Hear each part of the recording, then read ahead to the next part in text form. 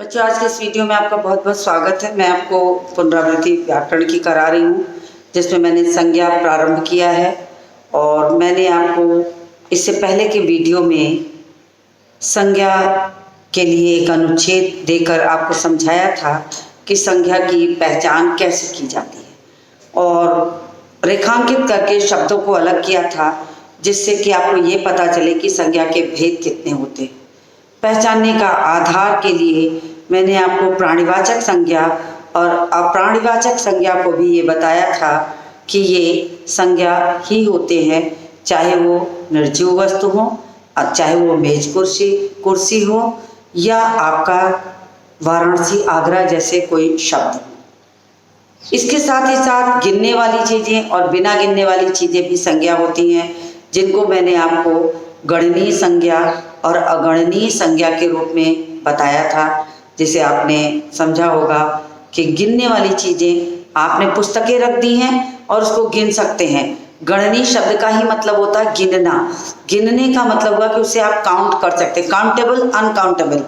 तो जो गिनने वाली चीज़ें हैं उनको आप गणनीय संज्ञा में डाल देते हैं, और जो जिन्हें गिन नहीं सकते, जैसे हवा को नहीं गिना जा सकता, पानी को नहीं गिना जा सकता, तो ये अगणनीय संज्ञा में आती है। ये मैंने आपको बता के फिर मैंने आपको बताया था कि संज्ञा के 3 भेद होते हैं: व्यक्तिवाचक संज्ञा, जातिवाचक संज्ञा और भाववाचक संज्ञा। साथ ही मैंने आपको ये बताया था तमाम पुस्तकों में आपको 5 संज्ञा के भेद भी मिल सकते हैं, जिसमें द्रव्यवाचक और समूहवाचक होता है। तो द्रव्यवाचक और समूहवाचक जो होता है उसे जातिवाचक संज्ञा का ही उपभेद मानते हैं। द्रव्यवाचक में जैसे धातुएं, और समूहवाचक में जैसे सेना हुआ, भीड़ हुआ, ये समूह है जहाँ में समूह दिखता है। तो ये चीज़ें मैंने आपको कल के वीडियो में पढ़ाई थी, आपने अच्छे से उसे देखा होगा तो अच्छी तरह आता होगा। आज मैं उसी संज्ञा के भेद की व्यक्तिवाचक संज्ञा की परिभाषा तक मैंने आपको बताया था, लेकिन मैं उसे दोहराते हुए पुनः आगे बढ़ रही हूँ इस आज के वीडियो में। तो व्यक्तिवाचक संज्ञा, जैसे संज्ञा की परिभाषा की बात करें तो परिभाषा होती है किसी व्यक्ति, वस्तु और स्थान के नाम को संज्ञा कहते हैं। लेकिन अगर हमें व्यक्तिवाचक संज्ञा कहनी है तो हम उसे क्या कहेंगे? किसी विशेष वस्तु, विशेष व्यक्ति, विशेष वस्तु और विशेष स्थान को हम व्यक्तिवाचक संज्ञा कहते हैं। अब विशेष व्यक्ति क्या होगा? किसी का नाम हो सकता है, राम, मोहन, सीता, लक्ष्मण, राम प्रसाद, मोहन प्रसाद, जो भी कहिए। उसके बाद विशेष वस्तु की बात करें तो कोई रामचरितमानस हो सकती है, और स्थान की बात करें तो वाराणसी, आगरा, इलाहाबाद, कुछ भी कह सकते हैं। ये विशेष हो गया, यानी उसके एक नामकरण हो जाने से वो एक विशेष हो गया, यानी वो व्यक्तिवाचक संज्ञा है, व्यक्तिवाचक संज्ञा है। तो इतनी चीज़ें मैंने बता दी थी आपको, और व्यक्तियों और वस्तुओं के नाम तक। अब मैं आज जातिवाचक संज्ञा पर आती हूँ और आपको संज्ञा के भेद 2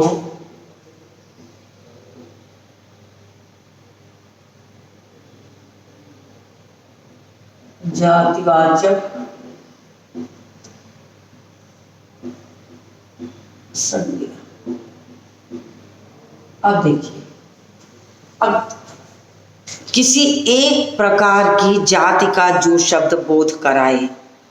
जब मैंने व्यक्तिवाचक संज्ञा की बात की थी तो आपको कहा कि विशेष व्यक्ति, लेकिन यहाँ विशेष व्यक्ति न करके व्यक्ति की एक जाति का बोध कराए, किसी एक वस्तु की जाति का बोध कराए, किसी एक स्थान की जाति का बोध कराए, यानी उसकी एक पहचान कराए, तो उसे हम जातिवाचक संज्ञा कहते हैं। तो यहाँ पर व्यक्तिवाचक से अलग हटकर जातिवाचक संज्ञा होती है। तो इसकी परिभाषा लिखिए: जो शब्द एक ही प्रकार के या एक जैसे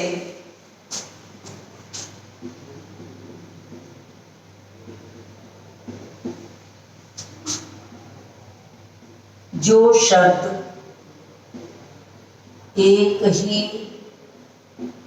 प्रकार या एक जैसी एक जैसे,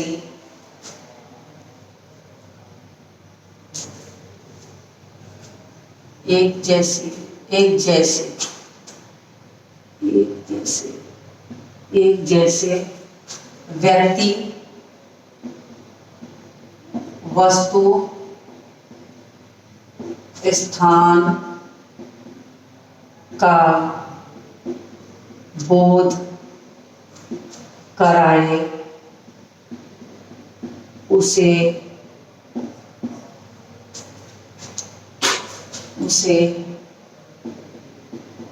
जातिवाचक संज्ञा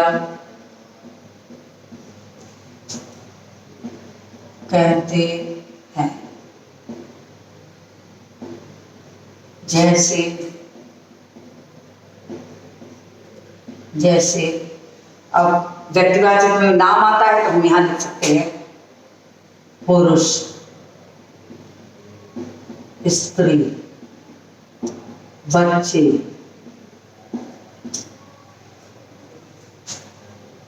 पुस्तक, पर्वत आदि। तो ये एक ही प्रकार, किसी खास की बात नहीं हो रही है कि पर्वत मतलब हिमालय नहीं कहा जा रहा, पर्वत का कोई भी पर्वत हो सकता है, तो ये पर्वत जाति की बात हो रही है। इसी तरह स्त्री भी किसी का नाम नहीं कहा जा रहा है, बल्कि पूरी स्त्री जाति का बोध हो रहा है कि स्त्रियों के लिए। अगर कहा जाएगा सीता के लिए तो वो व्यक्तिवाचक हो जाएगा, अगर कहा जाएगा लड़कियों के लिए तो वो जातिवाचक हो जाएगा। यानी पूरी जाति की बात हो रही है, किसी एक पर्टिकुलर या किसी खास की नहीं। तो यहाँ पर ये जातिवाचक संज्ञा कहलाएगी। एक ही प्रकार की चीज़ों का बोध कराए, एक प्रकार के पर्वत, पेड़ जो भी हों, तो उन्हें हम जातिवाचक संज्ञा कहते हैं। अब मैं आपको जातिवाचक और व्यक्तिवाचक को अलग करके आपको बताती हूँ कि देखिए जातिवाचक में जो कहा जाएगा वो व्यक्तिवाचक में वो चीज़ नहीं होती, तो जातिवाचक और यहाँ में व्यक्तिवाचक लेते हैं। यानी व्यक्तिवाचक में क्या होता है, विशेष व्यक्ति, विशेष वस्तु और विशेष स्थान। लेकिन जातिवाचक में ऐसा नहीं होता, उसमें उसकी एक जाति का नाम होता है। जैसे मैंने लिखा यहाँ पर रमेश, तो रमेश क्या हो जाएगा यहाँ पर, अगर जातिवाचक में हो जाएगा तो रमेश एक लड़का है तो हम लड़का कह सकते हैं इसको। फिर उसके बाद हो सकता है महेश, महेश लिख के हम इसको पुरुष बना सकते हैं। फिर उसी तरीके से यमुना अगर लिख देते हैं तो वो नदी हो जाएगा यहाँ। हिमालय लिख देते हैं तो यहाँ पर्वत हो जाएगा। तो देखिए यहाँ विशेष व्यक्ति, विशेष वस्तु, विशेष स्थान की बात कर रहे हैं। और अगर हम ऐरावत लिखते हैं, ऐरावत लिख रहे हैं तो यहाँ हाथी हो जाएगा। फिर अगर हम रामचरित मानस लिखते हैं तो यहाँ पुस्तक हो जाएगा।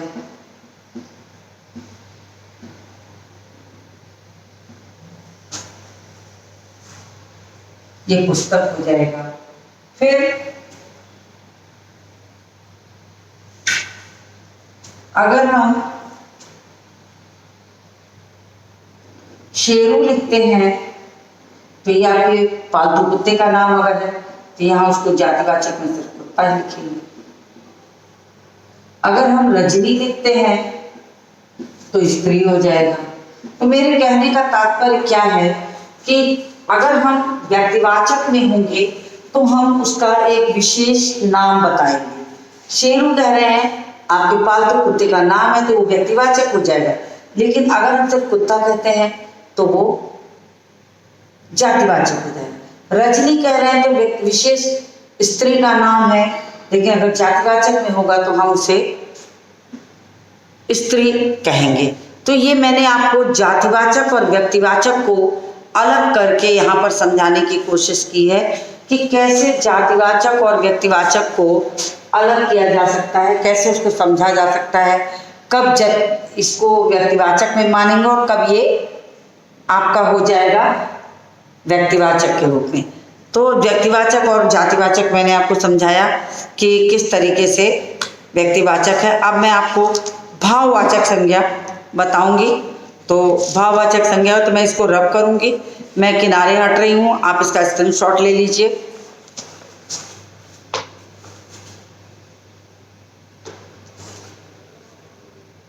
इसी के साथ मैं आपको द्रव्य और समूहवाचक बता दे रही हूँ, जो कि जातिवाचक का ही उपभेद है। लेकिन जब कभी आपको ये आ जाए कि आप इसको अलग से पूछा जाए तो ही आप लिखेंगे, लेकिन आपके संज्ञा के भेद की बात आए तो आप सिर्फ 3 भेद ही लिखेंगे। कौन कौन से? आप उसमें लिखेंगे व्यक्तिवाचक, जातिवाचक और भाववाचक। वह 3 भेद ही आप दिखाएंगे, क्योंकि ये उपभाग के रूप में है जो आजकल की नई पुस्तकों में उसे जातिवाचक संज्ञा में मिला दिया गया है, अलग से नहीं। पहले हम संज्ञा के 5 भेद मानते थे, अब हम उन्हें 3 भेद में सीमित कर दिए हैं। तो मैं इसको मिटाने चल रही हूँ।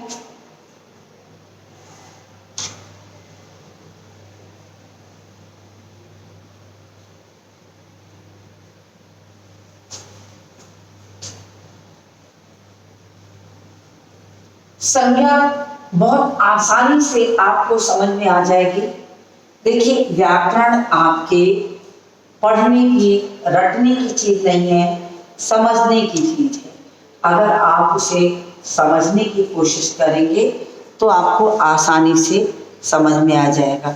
तो मैं थोड़ा सा आपको द्रव्यवाचक और समूहवाचक, जबकि मैंने इसको बताया था तो उसके उदाहरण की, द्रव्यवाचक संज्ञा उसे कहते हैं जितनी धातुएं होती हैं वो द्रव्यवाचक संज्ञा में चली जाती हैं, सोना, चांदी, पीतल इत्यादि। और समूहवाचक में भीड़, दल, समूह, झुंड, सेना, ये सारी चीजें जो होती हैं समूहवाचक है। कल के वीडियो में मैंने इसे लिख दिया था अलग से, ताकि आपको किसी पुस्तक में मिले तो आपको किसी भी तरह का संशय मन में न उत्पन्न हो कि आपको 3 भेद बताया गया, यहाँ 5 मिल रहा है।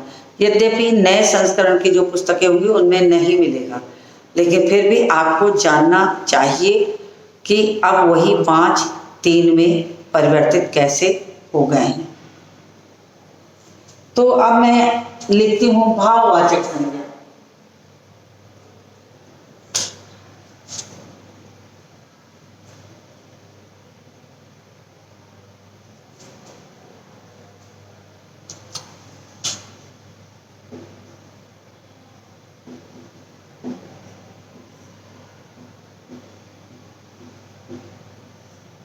भाववाचक संज्ञा। अब भाववाचक संज्ञा में क्या है कि भाववाचक संज्ञा है कि संज्ञा शब्दों के किसी व्यक्ति, वस्तु और पदार्थ के गुण, धर्म, दोष, धर्म, दशा, दिशा, स्वभाव, गुण, दशा, दिशा और स्वभाव का पता चले तो वो भाववाचक संज्ञा है। यानी भाववाचक संज्ञा में क्या होता है, किसी भी संज्ञा शब्द के, मैं आपको समझा दूं, भाववाचक संज्ञा किसी भी संज्ञा शब्द के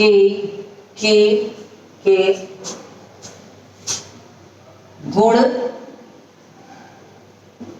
दशा,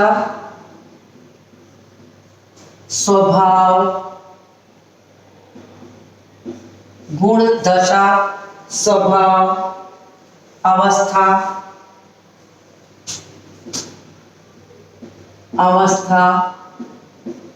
और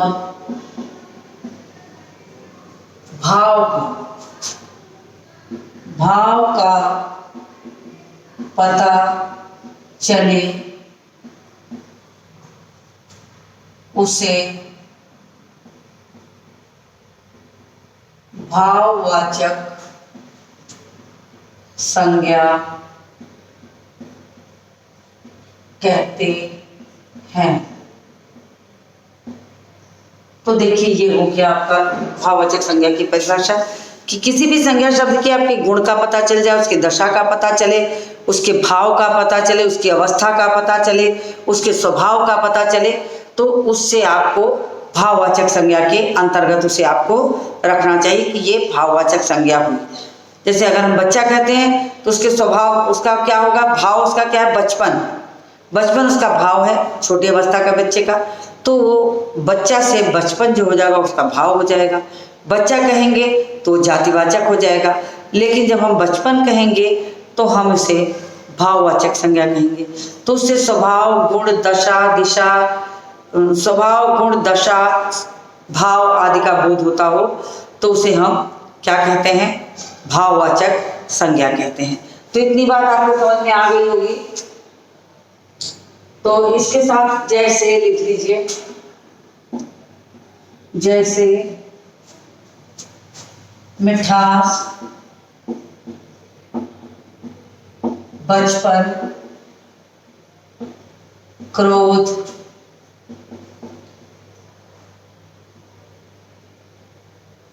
बचपन, क्रोध, भय, हंसी, चोरी, ये सारी संज्ञाएं जो हैं वो भाववाचक संज्ञा हो गई। तो ये सारी चीजें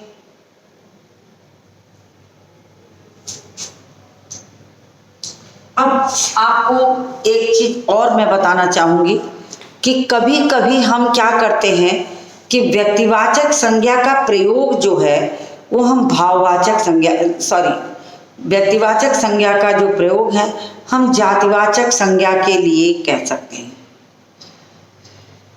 तो ऐसे स्थान पर जहाँ किसी व्यक्तिवाचक शब्द को हम किसी जातिवाचक के रूप में प्रयोग करने लगते हैं तो उसे हम ये मानते हैं कि व्यक्तिवाचक का प्रयोग जातिवाचक के रूप में हुआ है।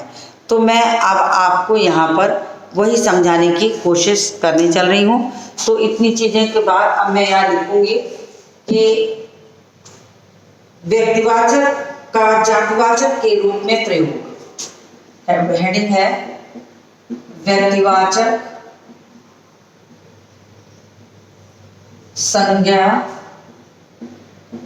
का जातिवाचक के रूप में प्रयोग। तो ये देखिए विशेष बात है, ध्यान देने की बात है कि हम प्रयोग करेंगे शब्द व्यक्तिवाचक का, लेकिन वो व्यक्तिवाचक शब्द व्यक्तिवाचक के लिए नहीं है, किसी जातिवाचक के लिए कहा जा रहा है। यदि हम किसी ऐसे व्यक्ति का नाम लेकर के कह दें कि दुनिया में सब गांधी नहीं है, तो हम गांधी शब्द का प्रयोग करके, गांधी यद्यपि जो शब्द है वो है क्या, व्यक्तिवाचक, लेकिन हम उसको बाकी लोगों के लिए ये कह के बताना चाह रहे हैं कि दुनिया में सब गांधी नहीं है, यानी दुनिया में इस तरह के स्वभाव वाले लोग जो है नहीं हैं। तो हमने उसका प्रयोग जातिवाचक मनुष्यों के लिए कर दिया है। तो ये चीज़ यहाँ पर समझाने की मैं कोशिश कर रही हूँ कि कैसे हम व्यक्तिवाचक संज्ञा का प्रयोग जातिवाचक रूप में करते हैं। तो मैं यहाँ पर एक उदाहरण लिख रही हूँ, उससे मैं आपको समझाऊंगी। आज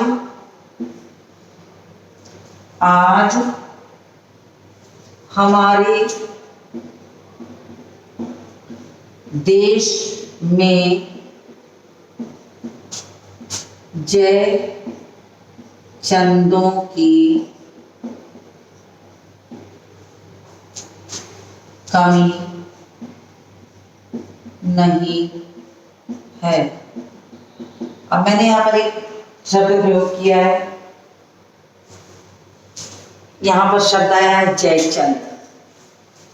है शब्द ये व्यक्तिवाचक, ये शब्द है व्यक्तिवाचक, लेकिन इसको हम व्यक्तिवाचक रूप में न करके हम इसका प्रयोग ये कह रहे हैं कि हमारे देश में आज, अच्छा चलिए रहने दीजिए, हमारे देश में जयचंदों की कमी नहीं है, यानी ऐसे लोगों की कमी नहीं है।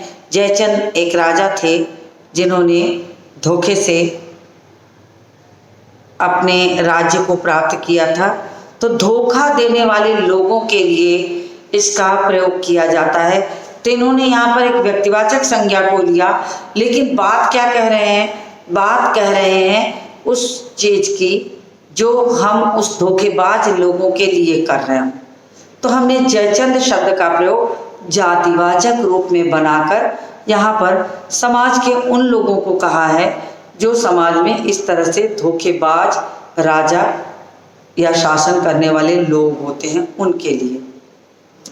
विभीषण का नाम आपने बहुत सुना होगा कि विभीषण की जो विशेषता थी, जो उन्हें लोग कहते हैं कि लोग कहते हैं ना कि घर का भेदी लंका ढाबे। तो विभीषण को अक्सर ये कहा जाता है, जब लंका के राजा रावण ने विभीषण को लात मारकर निकाल दिया था, आप लोगों ने बाल महाभारत पढ़ी है, इतना जानते होंगे, तो निकाल दिया था, तो वो चले जाते हैं राम के शरण में और उनके पास जाकर उन्हीं से मिलकर उन्हीं के साथ रहते हैं। और अंत में जब राम रावण का युद्ध होता है तो उन्होंने राम रावण के युद्ध में राम की मदद की और विभीषण का भेद रावण की नाभि में अमृत है जिसके कारण उसकी मृत्यु नहीं हो सकती, इस बात को राम को उन्होंने बताया। तो जिसके कारण राम ने उनकी नाभि में एक बाण और एक बाण से उनके सिर को काटा, तब जाके रावण की मृत्यु होती है। तो विभीषण को घर का भेदी के रूप में देखा जाता है। तो अब इसका भी हम प्रयोग विभीषण करेंगे, लेकिन हम किसी समाज के ऐसे लोगों के लिए जो घर के भेद बताने वाले लोग होते हैं, तो उसके अर्थ में। तो मैं एक उदाहरण और लिखती हूँ यहाँ पर।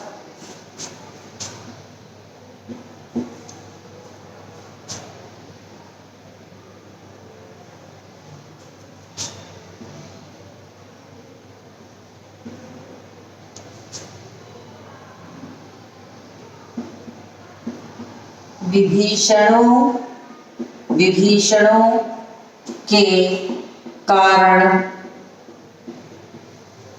हम सैकड़ों वर्षों तक गुलाम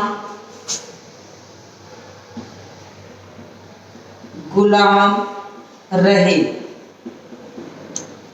अब देखिए यहां शब्द आया है व्यक्तिवाचक विभीषण, लेकिन हम यहाँ विभीषण के लिए नहीं कह रहे हैं, हम कह रहे हैं उन लोगों के लिए जो अपने देश की बात दूसरे देश के लोगों या गुप्तचर बन करके भेद देते हैं अन्य देश के लोगों को, जिससे देश को नुकसान होता है। तो यहाँ पर मैंने विभीषण शब्द का प्रयोग किया है जो व्यक्तिवाचक है, लेकिन उसका प्रयोग मैंने यहाँ जातिवाचक रूप में किया है कि इन्हीं के कारण हम सैकड़ों वर्षों तक गुलाम रहे। तो ये कहा, तो यहाँ पर यानी कि विभीषण शब्द जो है व्यक्तिवाचक होते हुए भी इसका प्रयोग व्यक्तिवाचक रूप में बिल्कुल नहीं है, बल्कि इसका प्रयोग किस रूप में है? जातिवाचक रूप में है। तो मैंने आपको एक विशेष बात बताई कि कैसे कभी कभी व्यक्तिवाचक संज्ञा भी जातिवाचक रूप में प्रयुक्त हो जाती है, तो ये मैंने आपको बताया।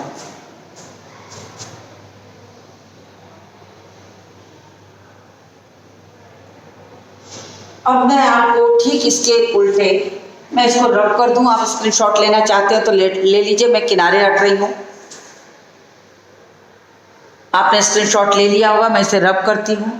अब मैं ठीक इसका उल्टा जातिवाचक संज्ञा को कैसे व्यक्तिवाचक रूप में प्रयोग करते हैं वो समझाऊंगी। तो मैं इसको रब कर रही हूँ।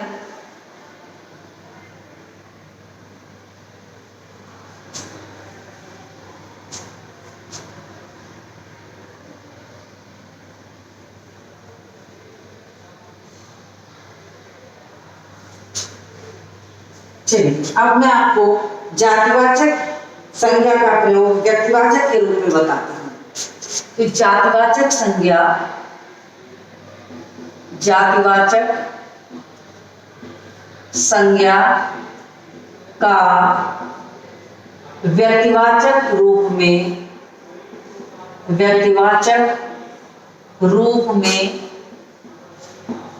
प्रयोग।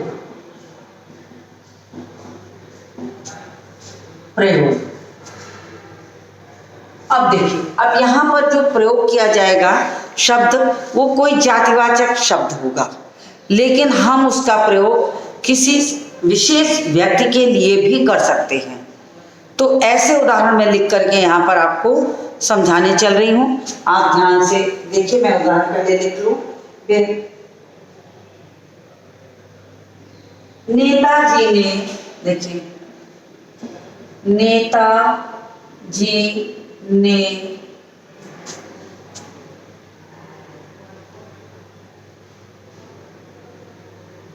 नेताजी ने आजाद हिंद फौज बनाई थी। अब मैंने इतना ही कहा कि नेताजी ने आजाद हिंद फौज बनाई थी, लेकिन अगर मैं आपसे पूछूं कि नेताजी ने आजाद हिंद फौज बनाई थी, ये मैं किसके लिए कह रही हूँ, तो आप में से तमाम बैठे बच्चे जो होंगे वो तुरंत कहेंगे कि सुभाष चंद्र जी के लिए कहा गया है, क्योंकि आपको शब्द मैंने प्रयोग किया है नेताजी शब्द का प्रयोग किया है, लेकिन यहाँ पर नेताजी शब्द जो है सिर्फ नेताजी के लिए नहीं है, बल्कि ये व्यक्तिवाचक संज्ञा के रूप में सुभाष चंद्र जी के लिए कहा गया है। तो यहाँ पर जातिवाचक संज्ञा का प्रयोग मैंने व्यक्तिवाचक रूप में किया है। तो मैं यहाँ पर लिख दे रही हूँ कि ये सुभाष चंद्र बोस, ये सुभाष चंद्र बोस के लिए कहा गया है। तो ये नेताजी जो था ये क्या है, जातिवाचक, लेकिन इसका प्रयोग हम किसके लिए कर रहे हैं, व्यक्तिवाचक के रूप में।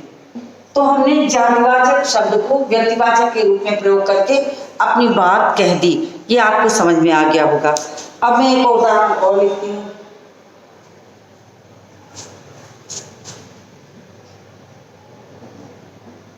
महात्मा जी ने हमें सत्य, अहिंसा का पाठ पढ़ाया। अब देखिए, यहाँ मैंने लिखा महात्मा जी। अब महात्मा शब्द जातिवाचक संज्ञा है, महात्मा शब्द जातिवाचक संज्ञा है, और जातिवाचक संज्ञा को हमने जब प्रयोग किया है यहाँ पर किसके लिए कह करके, गांधी जी के लिए। लेकिन हमने इतना ही कहा कि महात्मा जी ने हमें सत्य अहिंसा का पाठ पढ़ाया। ये कहने पर अगर आप प्रश्न कक्षा में बैठे बच्चों से करिएगा तो बच्चे तुरंत उत्तर देंगे। अगर मैं ये पूछूं कि ये शब्द किसके लिए प्रयोग किया गया है, तो आप तुरंत समझ जाएंगे कि ये शब्द महात्मा गांधी के लिए प्रयोग किया गया है। तो इसके मतलब ये महात्मा शब्द का प्रयोग जातिवाचक शब्द है, लेकिन प्रयोग मैंने व्यक्तिवाचक रूप में किया है। तो मैं आपको यहाँ पर जो समझाना चाह रही हूँ वो ये है कि कैसे कभी कभी जातिवाचक शब्दों का प्रयोग भी व्यक्तिवाचक रूप में हो जाता है, और कभी कभी व्यक्तिवाचक शब्द का प्रयोग हम जातिवाचक में करते हैं। तो ये बहुत महत्वपूर्ण बात है जो मैं आपको यहाँ समझा रही हूँ। तो आपको ये समझ में आना चाहिए कि ये यहाँ पर जातिवाचक शब्द है, जातिवाचक है, और लेकिन मैंने कहा किसके लिए है, महात्मा गांधी के लिए। अब ये व्यक्तिवाचक हो गया, ये व्यक्तिवाचक हो गया। तो अब क्या है कि यानी मैंने जातिवाचक संज्ञा का प्रयोग किसके तरह कर दिया है, व्यक्तिवाचक की तरह। तो मैं आपको यही समझाने की कोशिश कर रही थी कि कैसे कभी कभी हमें जरूरत पड़ने पर व्यक्तिवाचक को जातिवाचक के रूप में और जातिवाचक को व्यक्तिवाचक के रूप में भी प्रयोग करना पड़ता है। यानी इसका प्रयोग आपको समझ में आना चाहिए, शब्द के प्रयोग से। जब मैंने कहा था कि विभीषणों की कमी नहीं है, तो यानी घर का भेद बताने वालों की कमी के लिए मैंने विभीषण शब्द प्रयोग किया था, जो कि व्यक्तिवाचक था। तो ये मैंने आपको समझाया। तो अब जैसे पंडित जी हमारे देश के प्रथम प्रधानमंत्री थे। अब पंडित जी ही मैंने कहा, पंडित शब्द तो जातिवाचक है, पंडित शब्द जातिवाचक है, लेकिन यहाँ मैंने पंडित जवाहरलाल नेहरू के लिए कहा है कि पंडित जी हमारे देश के प्रथम प्रधानमंत्री थे। तो प्रथम प्रधानमंत्री कह करके हमने उसे व्यक्तिवाचक की संज्ञा दी है। किस शब्द को? पंडित जी। पंडित जी शब्द जो है वो है क्या? जातिवाचक। लेकिन जब हम कहते हैं पंडित जी हमारे प्रथम प्रधानमंत्री थे, तो हमने इसको कह दिया किसके लिए? जवाहरलाल नेहरू के लिए। अब इस व्यक्तिवाचक शब्द जातिवाचक शब्द का प्रयोग हमने यहां आकर व्यक्तिवाचक रूप में कर दिया। मुझे लगता है कि आपको बात स्पष्ट हो गई होगी कि कैसे आप स्क्रीनशॉट लीजिए, इसका स्क्रीनशॉट लीजिए, मैं किनारे हट रही हूं। तो मुझे उम्मीद है कि आपको ये बात स्पष्ट हो गई होगी कि कैसे जातिवाचक का प्रयोग व्यक्तिवाचक रूप में भी होता है। तो आज के इस वीडियो को यहीं समाप्त करती हूँ। इसके आगे की चीज को लेके मिलती हूँ आपसे अगले वीडियो में।